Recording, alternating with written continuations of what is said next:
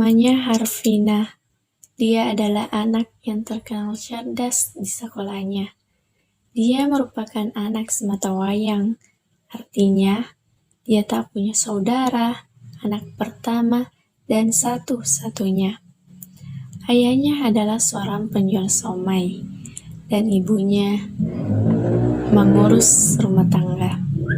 Ya, dia adalah anak yang lahir dari keluarga yang sederhana. Namun demikian, orang tua Harvina adalah orang yang amat memperhatikan pendidikan. Jadi mereka berharap bahwa Harvina suatu saat akan menjadi orang yang cerdas dan sukses di masa depan. Waktu itu Harvina duduk di bangku kelas 3 SMP. 2 bulan lagi ujian nasional dan ia belum menentukan pilihan kemana dia akan melanjutkan sekolah. Suatu hari, kedua orang tuanya memanggilnya. Mereka berbincang ringan sembari menikmati sepenggal kebersamaan.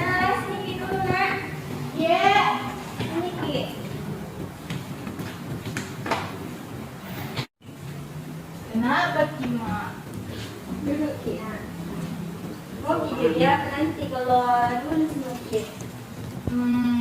Mau jadi dokter Mak, supaya bisa nanti obati kalau sakit. Bagus itu nak, itu cita-cita yang sangat mulia. Bapak harap kamu belajar bersungguh-sungguh ya, supaya cita-cita yang kamu inginkan menjadi dokter dapat terwujud. Iya Pak, insya Allah nanti belajar Kak sungguh-sungguh nanti. Mau kalau masih masuk ke pesantren mau jadi? Oh iya, Mak. Kalau masuk ke pesantren nanti sama siapa Ki? Kalau Bapak pergi menjual. Besar mana bisa jaga diri sendiri. Tapi itu Mak, kalau masuk nanti ke pesantren kan cita-cita mau jadi dokter bisa gitu nanti. Karena rata-rata itu lulusan pesantren jadi ustaz atau guru agama ya. Nah, sekarang itu banyak orang yang berilmu, tetapi kurang dalam ilmu agama. Nah, sekarang itu kalau masuk ke pesantren, ilmu agama mendapat, otomatis ilmu lain juga mendapat. Tapi Pak, Ini dulu, tidak kupaksa Ji, tergantung kita Ji. Harvina pun memikirkan betul-betul keinginan orang tuanya.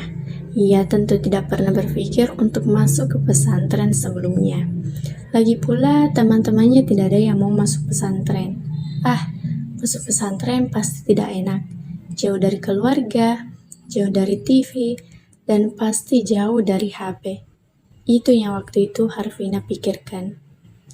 Dia mengalami kebimbangan hingga suatu hari temannya bernama Ayuni datang menghampirinya.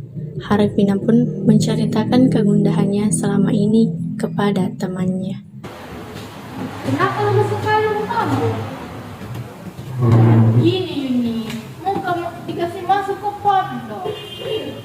Ya jangan aku mau, lebih baik tuh masuk di sekolah umum saja.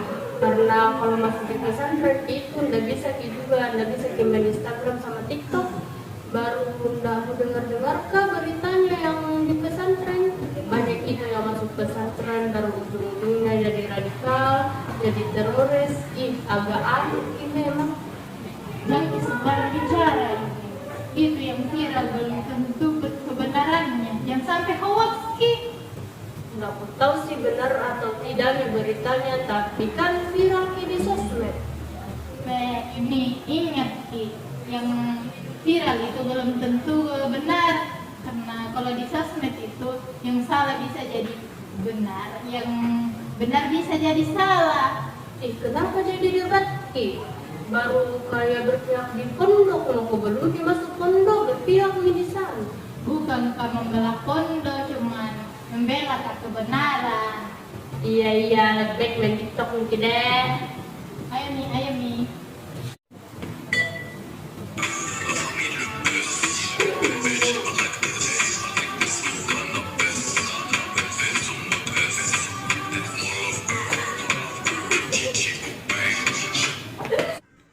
Harvina masih tetap kepikiran dengan permintaan orang tuanya untuk masuk pesantren. Dia masih bimbang. Di satu sisi, dia masih mau menikmati kebebasannya di masa muda. Tapi di sisi lain, ia menyadari betul bahwa kebebasan itu nantinya sewaktu-waktu akan memperburuk masa depannya. Hingga akhirnya, dia jatuh dalam kebimbangan. Masih bimbang Kina? Iya mak, masih bimbang Kak ini. Tidak apa-apa Jina, tidak paksa bikin masuk pesantren, tapi kita pertimbangkan kami dulu. Kalau masuk ke itu sekolah biasa tidak bisa fokus karena ada nih HP, televisi dan lain-lain. Tapi kalau masuk ke pesantren, dia lagi di sana dilarang juga, jadi ya bisa fokus dan insya Allah jadi anak soleha. Iya mak. Nanti lihat dulu pesantrennya di. Oh iya, besok dia pergi jalan-jalan ke pesantren. Iya. Harvina memutuskan untuk melihat-lihat dahulu bagaimana suasana pesantren. Orang tuanya mengantarkannya sampai di sebuah pesantren. Pesantren itu mewah, bagus, banyak gedung-gedungnya, dan juga terdapat lapangan di pesantren itu. Dia dan orang tuanya lalu menemui ustazah yang bertugas menerima tamu. Mereka ingin bertanya-tanya banyak hal tentang pesantren.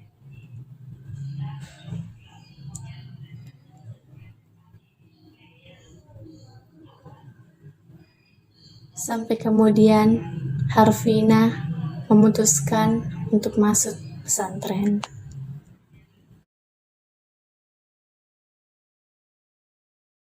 Setelah akhirnya dia memutuskan untuk mendaftar di pesantren, ia harus benar-benar masuk ke pesantren setelah menerima surat kelulusan saat ujian nasional selesai dilaksanakan. Hari-hari paling berat adalah hari di mana kedua orang tua Harvina harus benar-benar ditinggal oleh Harvina.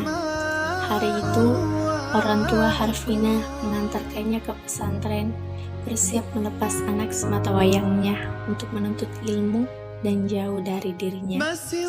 Bersiap melepas anak sematawayangnya untuk siap menjadi para pewaris Nabi Muhammad. Akan usaha kami ya untuk membiayai sekolahmu. Bapak hanya seorang penjual somai. Setiap hari punggung Bapak dibakar dari matahari. Jadilah anak yang berbakti kepada orang tua ya nak. Iya Pak. Ayah Harvina selalu memberi support sebagai orang tua. Beliau sadar betul pesantren tidak bisa benar-benar mengubah seseorang tanpa ada bantuan dan andil dari orang tua. Meletakkan dan tidak hanya menitipkan begitu saja.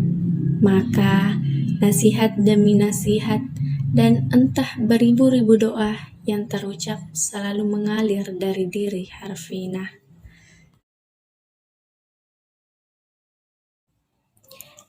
Kehidupan Harvina yang baru saja dimulai. Dia yang pertama kali menjadi seorang santri dan ia mulai menapaki kehidupan di pesantren. Yang di depan gue ke belakang dan tadi antri yang terbuka. Awal kali masuk pesantren, Harvina kaget. Segala hal terasa baru. Mandi antri, makan antri, semuanya serba antri. Bahkan ada rasa tidak betah dan ingin rasanya keluar. Apalagi melihat teman-temannya yang sudah banyak keluar dari pesantren. Tapi itu tuh semua menghilang ketika dia teringat bagaimana perjuangan orang tuanya menyekolahkannya. Hingga akhirnya dia pun tetap memilih bertahan di pesantren. Kuncinya hanya dua. Pertama, bersabar. Dalam ayat Al-Quran dijelaskan, "Man sabara kafirah." Barang siapa yang bersabar, maka dia akan mendapat. Yang kedua, bersungguh-sungguh. Dijelaskan dalam ayat Al-Quran bahwa barang siapa yang bersungguh-sungguh di jalan kami, maka kami akan menunjuki dia jalan. Jadi para santri sekalian, mari kita bersabar dan bersungguh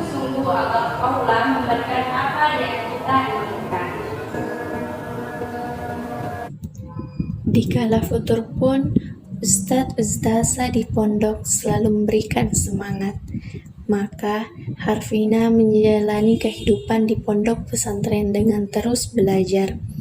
Dia melupakan ketidakbetahan dia dengan membunuh jenuh dengan cara membaca, memotong waktu dengan menghafal, dan melakukan kegiatan-kegiatan yang berguna untuk mimpi-mimpi dan masa depannya. Ia sudah mengesampingkan rasa ego dan nafsunya untuk keluar dari pesantren. Ia ingat betul keinginan sang orang tua agar kemudian hari dia bisa menjadi dokter yang berguna dan juga solihah tentunya. Maka dia benar-benar serius belajar di pesantren. Ada sebuah perkataan, siapa yang menanam pasti dia akan menuai. Setelah sekian lama di pesantren, berita baik itu datang.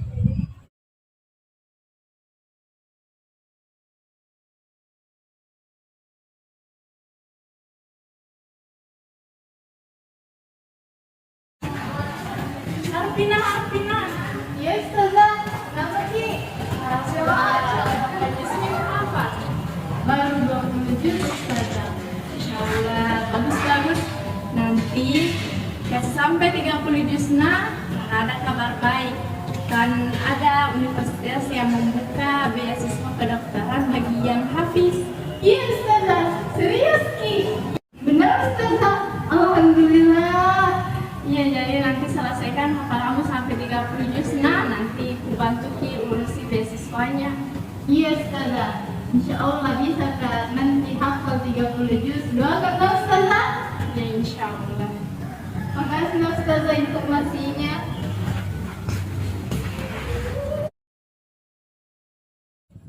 Setelah mendapatkan berita itu, Harvina semakin giat dan serius menghafalkan Al-Quran. Dia berusaha menyelesaikan 10 juz terakhir dalam surah Al-Quran. Lalu selalu merojaah hafalan-hafalan yang sudah dihafalnya. Dia benar-benar harus meraih mimpinya. Dia harus benar-benar menjadi seorang hafiz. Itu tekadnya. Ia sadar betul ada orang-orang yang patut ia banggakan. Ada orang-orang yang patut ia beri senyuman. Maka dia lupa tentang lelah. Dia lupa tentang santai. Dia lupa tentang semua itu. Yang dia tahu adalah usaha, yakin, dan selalu bertawakal kepada Allah.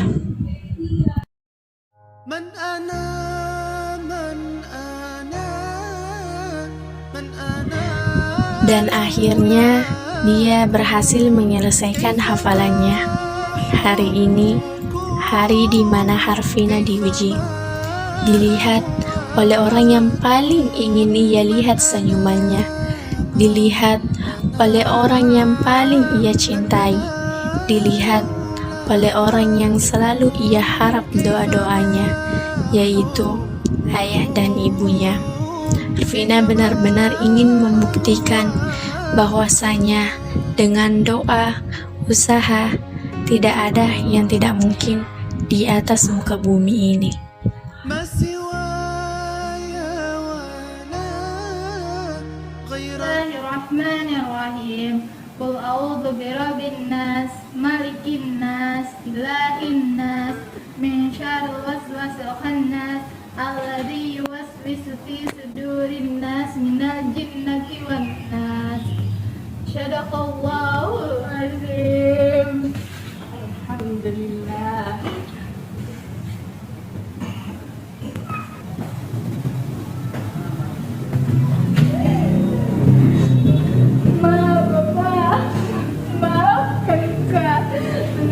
Aku banggakan kalian berdua. Semoga dengan ini bisa sedikit membanggakan. Terima kasih untuk doa dan dukungannya selama ini, Pak. Maafkan Bapak, masih banyak salah dan dosa aku sama Mama sama Bapak. Bapak bangga padamu, Mama juga bangga. Dan begitulah kisah Harvina berakhir. Ia berhasil mendapatkan beasiswa kedokteran karena telah menyelesaikan hafalan 30 juz Al-Quran, menempuh pendidikan di Universitas Indonesia, dan kemudian mengambil spesialis tulang di Oxford University. Hari itu Allah menolong Harvina. Hari itu Allah mewujudkan impian-impian Harvina. Allah menjawab doa-doa Harvina. Dan dari cerita ini, Harvina membuktikan kepada kita bahwa tidak ada yang tidak mungkin di muka bumi ini. Tidak ada yang tidak bisa dilakukan jika kita mau mencari jalan. Dan Harvina selalu berusaha mengatakan, jangan pernah menyalahkan keadaan, karena pasti akan terhenti dalam kesempitan dan kegelapan. Untuk itu, apapun yang dialami, jalanilah dengan ikhlas, karena setiap orang yang telah ditentukan takdirnya oleh Allah.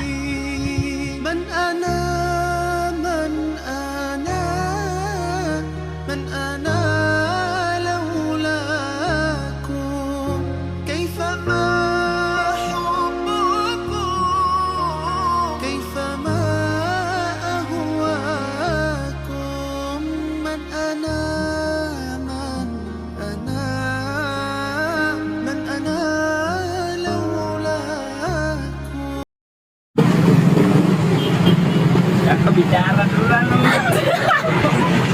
Nggak mau.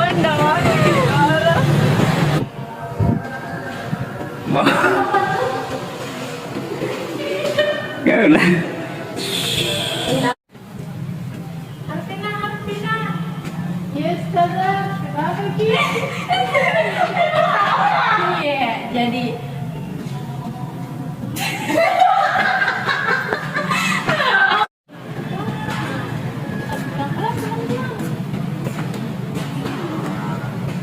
Yang di belakang semangat. Yang di belakang Nah, sini dulu nak.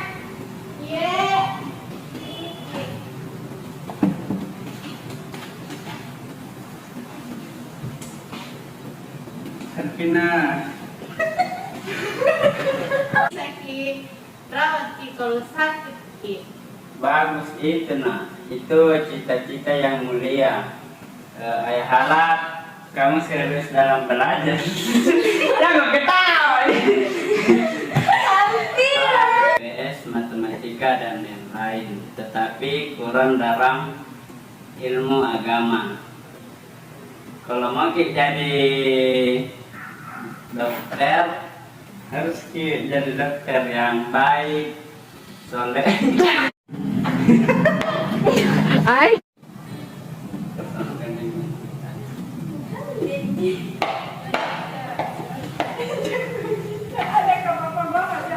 Apa guru kami?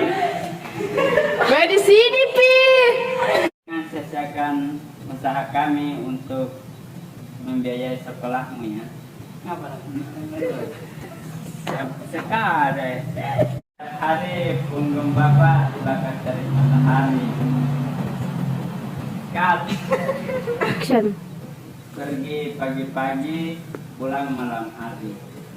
Nah, ite. Nas minal jinnati wan nas. Sadaqallahu azim. Alhamdulillah.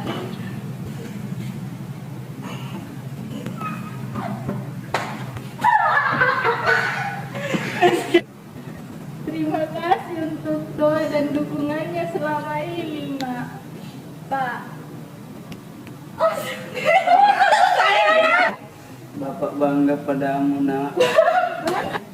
Maafkan Bapak, Mak. Masih banyak salah dan dosaku sama Mama sama Bapak.